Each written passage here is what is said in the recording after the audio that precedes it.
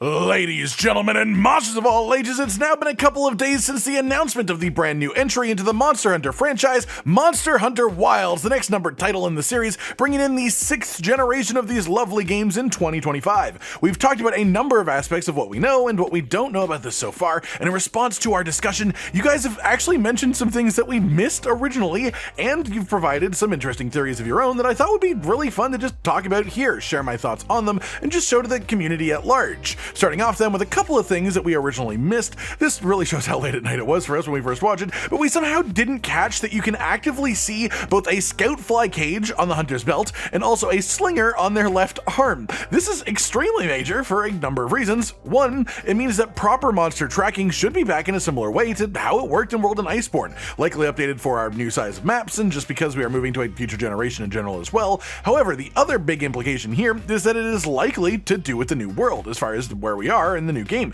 The only hunters who use these tools, we are aware of at least, are those in World and Iceborne, so they are based specifically in the new world. As a result, seeing our hunter in the trailer have those items implies that either we are in the new world ourselves, perhaps in a different unexplored region of it, or that the word of these tools has just spread back to the guild and they decided they should become standard tools for hunters as a whole, and we are instead somewhere different. But the main thing is that this sort of canonizes these two things as being part of Monster Hunter at a greater level than just a single game or a single generation or even a single region. That said, it is a bit unsure as of this moment whether this is just a slinger on the arm or if it is a full-on clutch claw. I know a lot of people wouldn't be happy to see clutch claw again, but I think if they rework it the right way, it would actually be really cool, especially in a world like this that we're seeing here in a much larger, much more open area. If you actually make it more of a traversal tool than a combat tool, that could be really fun. The second major thing that we didn't catch correctly is this right here. It seems if you look really closely at various points in the trailer, we are not actually in a desert as we originally thought.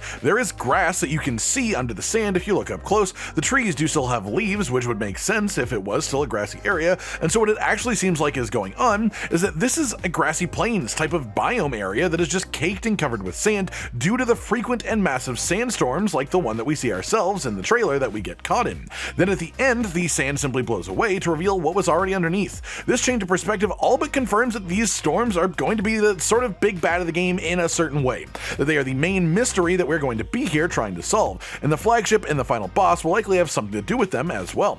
My personal guess, knowing how Monster Hunter normally works, is that the flagship itself will have something to do with these storms specifically. We will take out the flagship, which will then calm the storms, but of course those storms actually had a very big purpose of stopping something much larger and scarier from coming out and destroying the world, which we then will have to deal with. You know, classic Monster Hunter. This next one isn't from a comment, but just I wanted to mention it myself before moving on. This section of the trailer right here, we see the mount jumping from rock to rock, but the specific rocks that it jumps on all seem to have a slightly glowing blue ore on them. This mainly implies that it's unlikely this is just smooth, context-sensitive movement that they happen to show, and that this sort of jumping back and forth animation is a planned thing that happens on these rocks, and they likely will signify various places around the map that you can jump around like this on.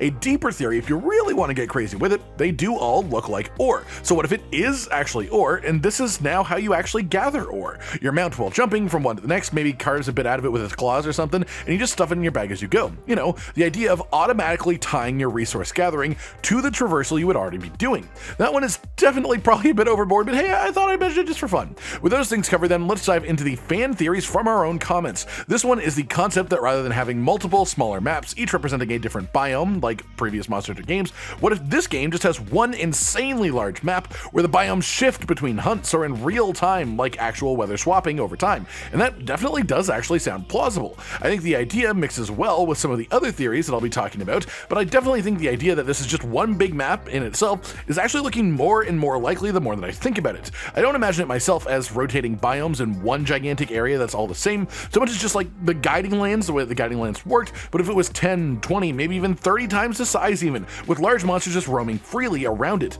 This next theory is something that I'm a pretty big fan of as well. The idea that this trailer is unusual for Monster Hunter as we don't actually fight anything. The whole time the hunter is actually just running away, worrying about their own survival and taking things rather tactically. So what if this area is simply more dangerous than any game that we've hunted in before?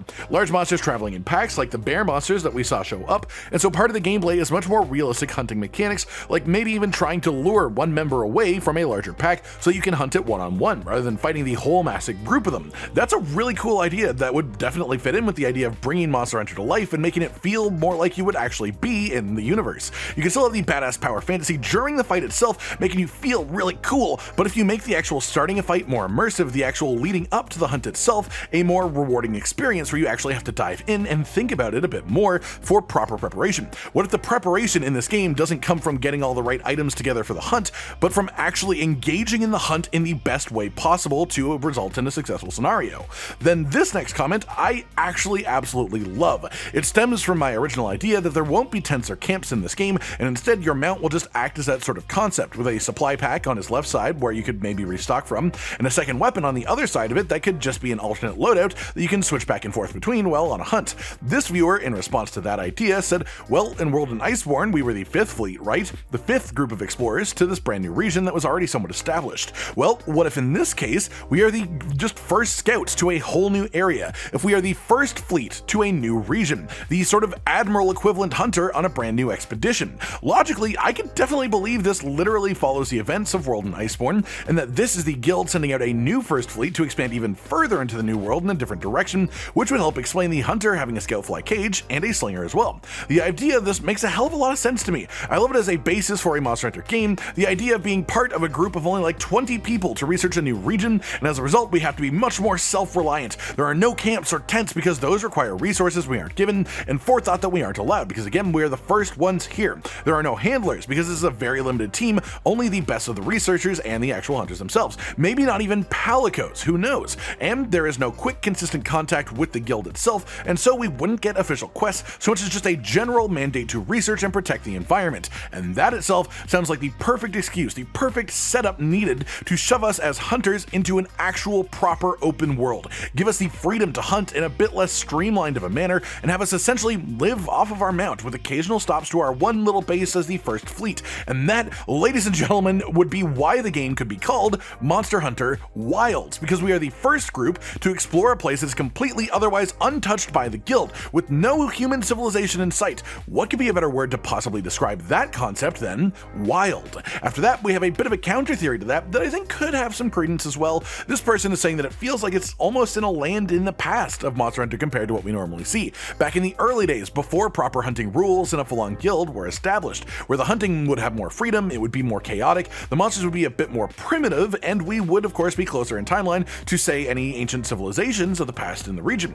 Generally speaking, I quite like this as a concept as well. I think a relatively old-timey Monster Hunter is another really solid concept for an open world proper Monster Hunter game, but I think that it does directly contradict the whole first fleet to a new part of the new world idea, as that wouldn't be in the past, it would be after the events of World and Iceborne, and I think that mainly due to the existence of the scout fly cage and the slinger that we've seen in the trailer as well, this game will have to take place after the events of World in some capacity. But I still agree that an ancient Monster Hunter would be a really awesome game concept. Then our final comment theory for the day, what if underwater combat is coming back? Well, first, fuck yeah, that would be awesome. But then second, let's look at the concept of that and how it would fit. They didn't show it in the announcement trailer, but that doesn't mean it isn't happening. The areas of the game that we see seem absolutely gargantuan, and that implies that there would in fact be space for some larger bodies of water if they wanted to include them. So the existence of this as a concept does add up. As well, there are various theories that this game isn't just massive maps compared to normal Monster Hunter, but it is instead one massive open world map proper with different biomes functioning like a normal open world game. If this was a Monster Hunter open world game, so that actual level of it, I would honestly be more surprised not to have underwater combat, if so, at least in some capacity, as it would just be too perfect to fit in that type of style of game. It's almost a standard for an open world game. That said, another potential clue could be our multi-purpose mount. It runs on 2 legs, it sprints on all 4, it acts as a glider, and everyone knows that since Breath of the Wild, all open world games have to have a glider, and well, here's a fun one. What's to stop this mount from swimming? I mean, it is a bird, but there are birds that can swim. Think about penguins, and its actual physical shape wouldn't look weird swimming either, so I think it's actually entirely believable that we could have underwater combat in this game if it is truly more open world, and that our mount could possibly even swim us around underwater to make traversing through water a lot simpler and more enjoyable. Oh, or hey, you know, there's the other thing. We have seen this mount, all we've seen our hunter riding is this mount, but there's nothing saying that this is the only possible mount, right? What if we just have mounting as a general concept and then we could ride something else for underwater travel? Until we have more information on the game, really, we simply don't actually know one way or the other. But I think this concept is really cool, and honestly, I want to tie a few of my favorites here from this video together. Mostly just the idea of us being the first fleet to a new land, a new region, either part of the new world or just another part of the Monster Hunter planet, but likely taking place after the events of World and Iceborne as we have the New World technology. As a result of being the first fleet to this new area, the land in front of us is completely unexplored, no bases, no camps, and we simply must explore. Our mount acts as our sort of base camp on the wild, except for, of course, the one place where our fleet is gathered. There are no conventional quests so much as goals to research specific areas and make use of monster parts to make ourselves stronger until we actually uncover the mystery of the storms. The game would be properly open world, a dream that the Monster Hunter team has always even said that they had and they tried to accomplish with World and Iceborne, but maybe they've worked out an even greater way to achieve that here in this game. In this world, it would be reasonable to have large bodies of water, and in an open world game to this potential degree, I could absolutely believe the return of underwater combat as a result of that. And that's pretty much it, everyone. A few more things that we missed when rounding up everything that we saw in the announced trailer, then just a number of theories that I saw from you guys in the comments that I thought were really cool and worth sharing and talking about and adding in my own 2 cents to as well. And hey, leave your own other theories in the comments down below here, and we'll be checking those out too. Like if you liked the video, subscribe to the notification bell for more, and most importantly, ladies and gentlemen, until next time, stay sweet. Josh, Cotton, and Hollow with the videos, dropping the humor like a hammer on your tippy toes, bringing entertainment on a daily arrangement to take our insanity and turn it into entertainment. Yes, I said entertainment twice, to reiterate that it is nice to look into your faces on a mostly daily basis when you let us in your homes to make the whole world a stage. Goodbye.